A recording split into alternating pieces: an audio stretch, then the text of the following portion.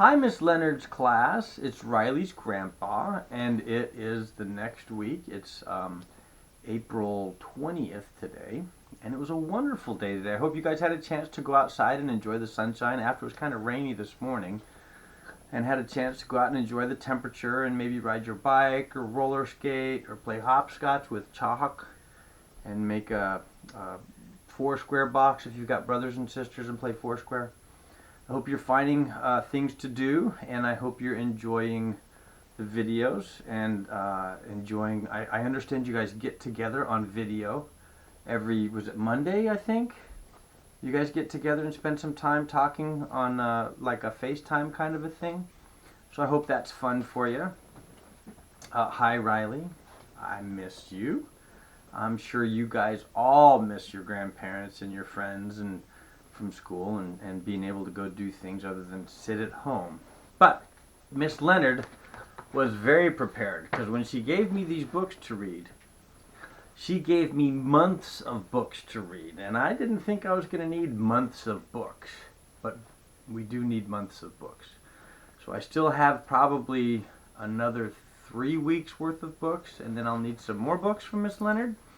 But until then, we have two very wonderful books, one of which I read to my kids, and then another one that I didn't know was made. It's about the same book, but we're going to try. So, hopefully you guys enjoy the stories. I really enjoy reading to you, and here we go. The first book is called Knuffle Bunny. Okay, let's try it out.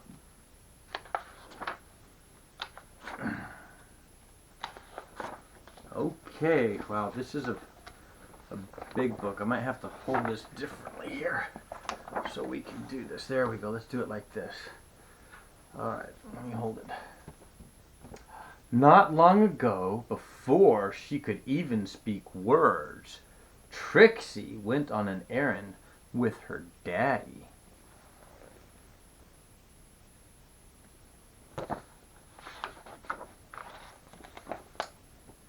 Trixie and her daddy went down the block, through the park,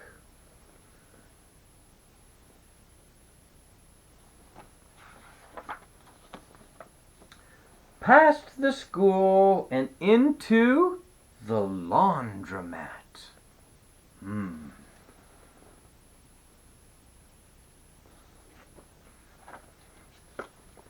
Uh-oh.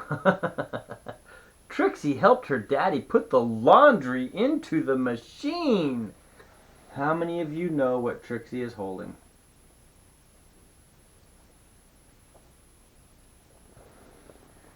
I don't. But I see she's got pants on her head. Oh, and there's something in the laundry basket. Do you see what it is? Let's see if that's part of the story. She even got to put money into the machine. Then they left.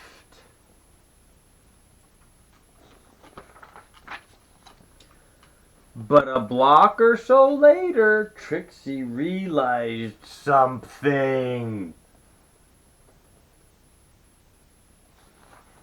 Uh-oh. Trixie turned to her daddy and said, "Aggle, flaggle, kababble!" "That's right," replied her daddy. "We're going home." I don't think that's what Trixie meant. I think I know what Trixie meant. "Aggle, flaggle, kababble!" said Trixie again. "Baggle, plaggle, wimble, flappy, slurp." I think Trixie's upset. What do you think? "Now please don't get fussy," said her daddy. Well, she had no choice. Trixie bawled. She went boneless. That means she went limp.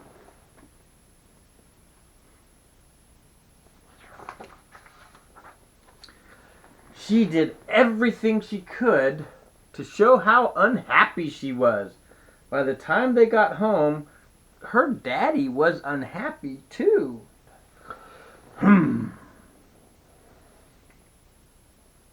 think our lightning bug's tipping over. As soon as Trixie's mom opened the door, Mom knows these things, watch. She asked, "Where's Knuffle Bunny?" Dad looks like, uh-oh. The whole family ran down the block, and they ran through the park.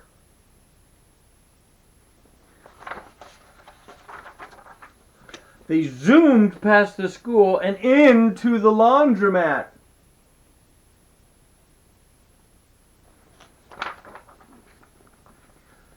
Trixie's daddy looked for Knuffle Bunny and looked and looked. Oh, and looked. But Knuffle Bunny was nowhere to be found. Trixie does not look happy.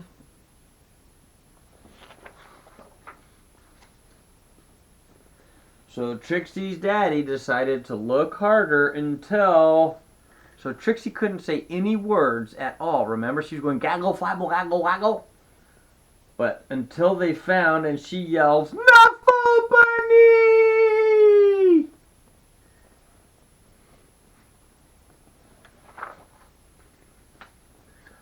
And those were the first words that Trixie ever said. Nice. So, I think the next book kind of ties into this book. So let's see what we got here. Miss Leonard gave us some good options here. This is called Knuffle Bunny 2. So, let's see what we got. It's called A Case of Mistaken Identity. Let's think about that. What might that mean? Knuffle Bunny 2, but not spelled with the W-O, T-W-O, which would mean the number 2, but T-O-O, which means also. So maybe, I think I know. Do you guys think you know? You might be right. Let's see.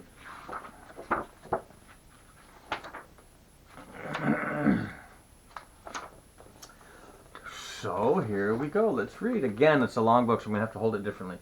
One morning, not so long ago, Trixie took a walk with her daddy. By now, Trixie really knew how to talk. Guess what I'm going to do? I'm going to show Amy, and then I'll show Meg, and then I'll show Margaret, and then I'll show Jane, and then I'll show Leela, and then I'll show Rebecca, and then I'll show Noah, and then I'll show Robbie, and then I'll show Toshi, and then I'll show Casey, and then I'll show Connie, and then I'll show Parker, and then I'll show Brian, and talk and talk. Trixie was excited because she was taking her one-of-a-kind Knuffle Bunny someplace very special. Come on! She was taking him to school. Oh, you know what I forgot to do? Let's do this again. I'll show you the pictures. So let's start at the beginning real quick. This is when she starts taking her walk. This is when she just talks and talks and talks and is dragging her daddy. And this is when she's going to school.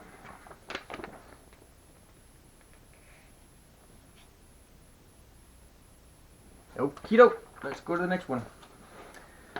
Trixie couldn't wait to show Knuffle Bunny to Miss Greengrove and all her friends in pre-K. But just as her daddy kissed her goodbye, Trixie saw Sonia. Look at the expression on her face. Looks like something is wrong.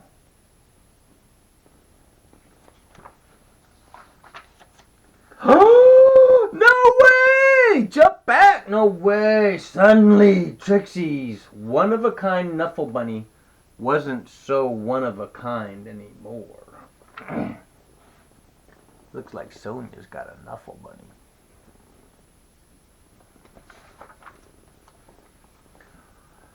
The morning did not go well.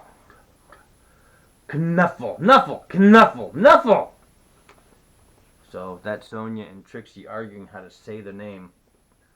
The afternoon was worse. The teacher took their Knuffle bunnies.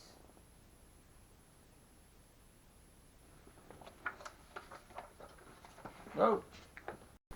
Yeah. All right. So, well, you'll see in a second. When the school bell rang, Miss Greengrove returned the Knuffle bunnies. And the day got better. See, the Knuffle bunnies were up on the counter, or the cabinet. And then she got them back, and they got to play at recess. Alright. Then before she knew it, it was time to go home. Trixie ate, and it's in parentheses or quotes there, ate her dinner, devoured her dessert, and brushed her teeth.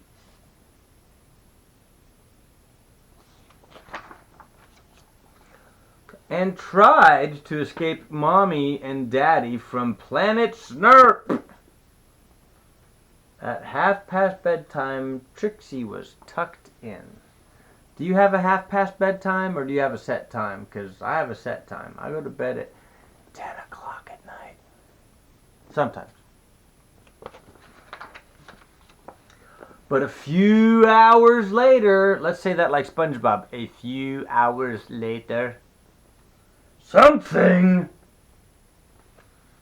Trixie realized that something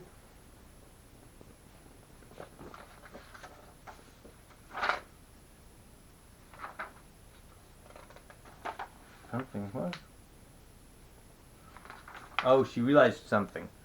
Trixie marched into her mommy and daddy's room and said, "That's not my bunny!"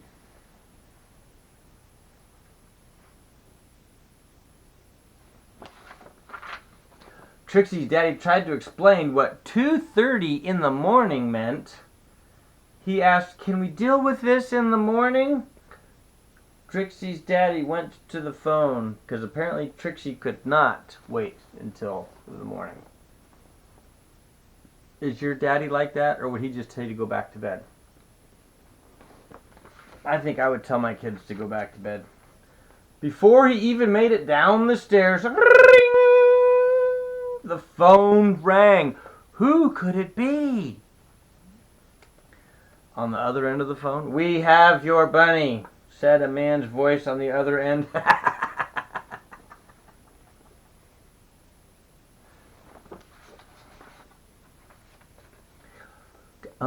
"We have yours," replied Trixie's daddy. Arrangements were made.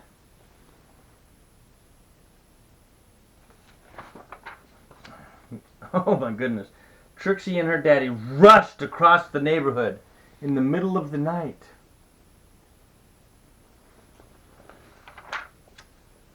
Trixie did not want to be late.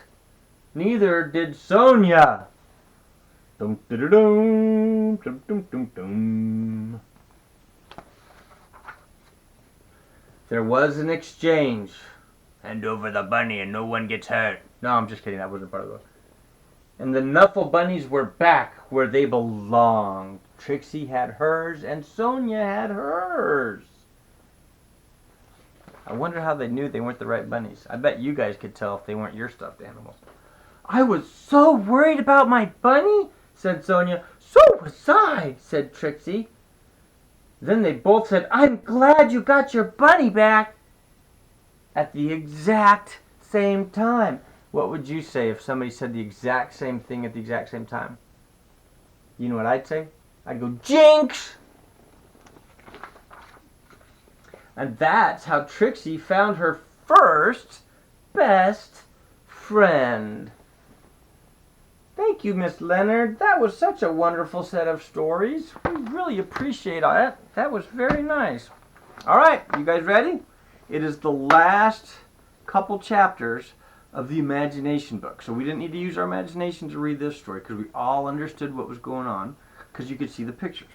But now we're going to finish Junie B and the Sneaky Peeky Spying. And next week we'll do the Judy Bloom.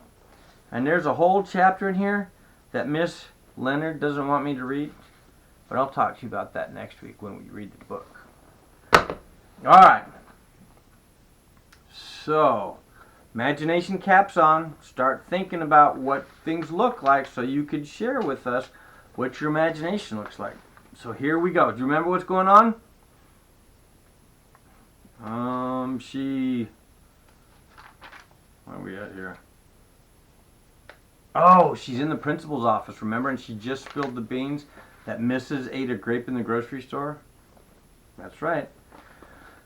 So here we go. Principal called Mrs. to his office. Only I didn't even know he was going to do that sneaky thing. That's how come I had to pull my skirt way over my head. That's not good because then there's nothing covering her legs. Or else Mrs. would see me there. And she knew, and she would know I tattled on her. Don't do that, the principal said. Yeah, only I'm allowed, I said from underneath my shirt, 'cause I have my new red tights on, and also boxer shorts. After that, principal went out of his office.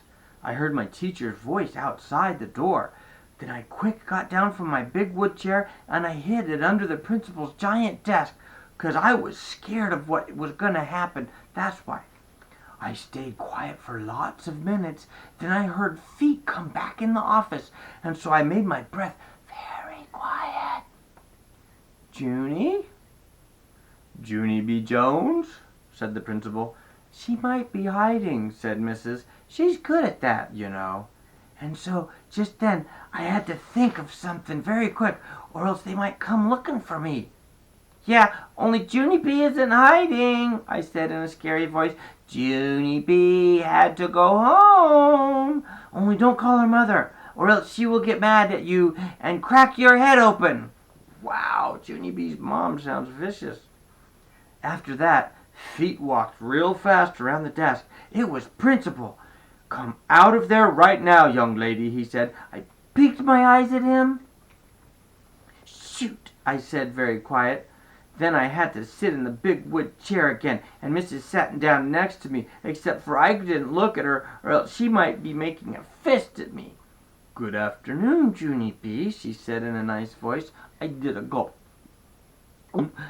I think you and I need to have a little talk, she said. Then my eyes got a teeny bit wet in them, 'cause a little talk means I'm going to get yelled at. Yeah, only I tried not to tattletale on you, I said very quick, 'cause I didn't want you to go to jail for stealing grapes, and so I kept it a secret inside my head, and I didn't talk, and Grandma Miller thought a dead cat got my tongue. Only today Lucille said my head was gonna blow, and so that's how come I run to the nurse for a Band-Aid, and she took me to Principal, and then my secret accidentally slipped out of my lips. Mrs. dried my eyes with a tissue.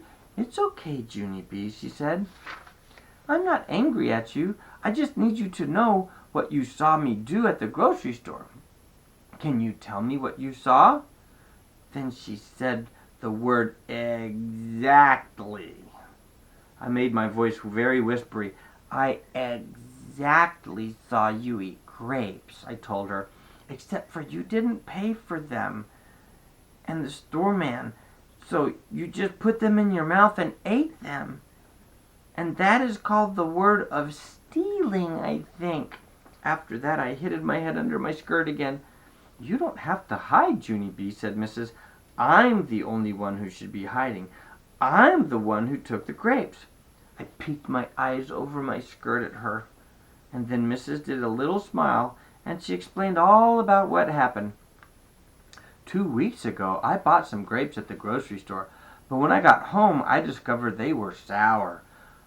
No sour. Wait a second. But when I got home, I discovered they were so sour, no one in my family would eat them. So this week, when my husband and I went back to the store, I thought I'd be smart and taste a couple of the grapes before I bought them. I raised my eyebrows. Is that the rules? I asked very quietly. Mrs. shook her head. No, she said, that's not the rules. I should have told the grocery man about my sour grapes, and then I should have asked him if I could sample one or two. But I didn't do that, and it was right of you to worry when you saw me eating them without paying for them." "It was?" I asked. Mrs. smiled again. "Of course it was," she said. "It shows you know right from wrong. And it also shows that teachers make mistakes, just like everybody else. Teachers aren't perfect, Junie B. No one is." After that, I felt relief in me, 'cause of no more secret. Oh, that's why. "Yeah, and guess what else I saw?" I said, very happy. "I saw you and your strange man doing a big smoochy kiss. And it was right in front of the whole entire everybody. Only you didn't know I was even spying on you, 'cause I'm not allowed actually to do that sneaky thing. Only my mother never even find it out." I smiled very proudly of myself. Except for Mrs. didn't smile back. And Principal didn't smile back too. 'Cause guess why? Another secret just slipped out. That's why. Mrs. went back to room 9. That's because the bell rang to start kindergarten, of course. Only Principal didn't let me go, too. He said to stay in my wood chair. Then he called Mother on the telephone, and he told her all about the grocery store and also about my sneaky peeky spying. Principal is a squealer. After that, Mother said she wanted to talk to me. Only when I said hi, she didn't even say hi back. She said she wasn't very happy with me, Missy. And no more spying means no more spying. And we would talk about this after her work. Then Mother said she never wants to get any more phone calls from Principal. Did I understand? Did I? Did I? I looked at Principal. Mother says not to call her anymore, I told him. Then Mother did a loud groan, "Oh!" in the phone, except I don't know why. After that, me and her hanged up, and the Principal said I could go to room 9. And so I run there speedy quick. Only too bad for me, 'cause I got there too late to sing "My Country 'Tis Thee, Sweet Land of Liver Free," which is my favorite flag song. So I just had to sit down at my table, and that's all. I showed Lucille my Band-Aid. "See, my head's not blowed up," I said, very happy. "Too bad," she said. Oh, no, she didn't. "Too bad," said a mean boy named Jim. I made a fist at him. Then me and him got into a scuffle. Scuffle is a school word for I accidentally tore his shirt. Only guess what? I didn't even get in trouble, because just then the grandparents came to room 9 for Grandparents' Day. "Hey, there's mine! There's mine! There's mine!" I hollered very excitedly. "Mine is the grandpa with the baldy head." "Mine too," said a girl named Charlotte. "Mine too," said my boyfriend named Ricardo. Then a grandma with blonde hair came in, and she had a long red fingernails and dangly earrings with jewels on them. "That's my Nana," said Lucille. I smiled at her. "Your Nana looks like a money badge, Lucille," I said. After that, another grandma came in, and she runned over to that Jim I hate, and she tried to hug him very tight. Only that mean Jim just kept on standing there, and he didn't even hug her back. I tapped on her. "I will hug you," I said. And so then me and her hugged real tight. "I hate your grandboy," I said, very sweet. Just then Mrs. clapped her loud hands together, and she made the grandparents sit down in the back of the room. Then the children talked all about what we do in room 9. "It is fun here," said my bestest friend, that Grace. "We learn to count and to read and to wash our hands after we go to the bathroom." "And we learn to recess and snacks and art," said Ricardo. "Art is my favorite," I called out. "Only my art didn't get hanged up because I painted..." Sorry, my phone is talking to you. So where were we? "And we learn recess and snacks and art," said Ricardo. "Art is my favorite," I called out. "Only my art didn't get hanged up because I painted a horse." and his head turned out like a fat wiener sausage. And so I had to tear it up and stomp on it with my shoes. Then that mean Jim did a cuckoo sign at me. And it was right in front of the whole entire grandparents. Yeah, only everybody makes mistakes, I said. Right, missus? Right? Because on Saturday you kissed a strange man at the grocery store and then you stole a bunch of grapes. And so even teachers make mistakes, right? Mrs. Face went funny. Then her skin turned the color of reddish and her voice couldn't say any words. How come you're not talking, missus? I hollered out. Does the dead cat got your tongue? Just then Grandma Miller made a loud laugh in the back of the room. Then I heard my grandpa laugh too. And pretty soon lots of other grandparents were laughing and laughing. Hey, it sounds happy in this place, I hollered. And after that, Mrs. didn't look so reddish anymore. And then we got out the Freshmans, and Grandpa Miller helped me put my cookies on a plate. Mrs. made an announcement to room 9, and she said only 2 cookies apiece for the children. Except I ate 4 chocolate chip cookie ones, and no one even saw me. Only that's not called stealing, that's called extras. After the Freshmans, the grandparents had to go home to their houses, and so I hugged my grandma and grandpa very much. And then I hugged that mean Jim's grandma too, and also Lucille's moneybags Nana. I love your earrings, I said. Then Mrs. saw me being polite, and she smiled very nice at me. Mrs. had white teeth. They are just like Grandpa Miller's teeth, only hers don't come out, I think. Except for, I'm not sure for positive. And so guess what? I still wish I hid in her hamper. That's what. Wow, what a great story. Okay, so we have lots of Junie B books, and I will definitely come back to reading Junie B books. But for right now, next week, what we'll do is we'll go to the Judy Blume book that you guys were reading with Miss Leonard, because I don't think you're going back to school again. So, who used imagination? Who thought of maybe what the office looked like that Junie B went to for principal? Maybe the wooden chair, or even the phone that principal used to call Junie B's mom? Or what did Junie B's grandparents look like? Or maybe the baldy grandpa who was Charlotte's, or maybe Moneybags Nana, or even that mean Jim's grandma. What did they look like? Or the cookies that they ate for refreshments. So use your imaginations, because that's what we're here for. So, I hope you guys wash your hands. Have a wonderful week. Riley, I love you. I'll miss you very much. I hope you guys, all of you guys, I miss you very much. Miss the fist bumps and the high fives. I hope you guys all get a chance to spend time with your families and maybe call your friends or FaceTime with your friends and your grandparents. Tell them how much you miss them and love them, because they love to hear that. And so I will see you guys next week. And Miss Leonard said she missed my music song video this week, and so maybe I'll do one this week and add it. So you guys, if that's okay with you, I might do another song video, if that's alright. So I'll see you guys next week. Bye, Miss Leonard's class. Have a great week.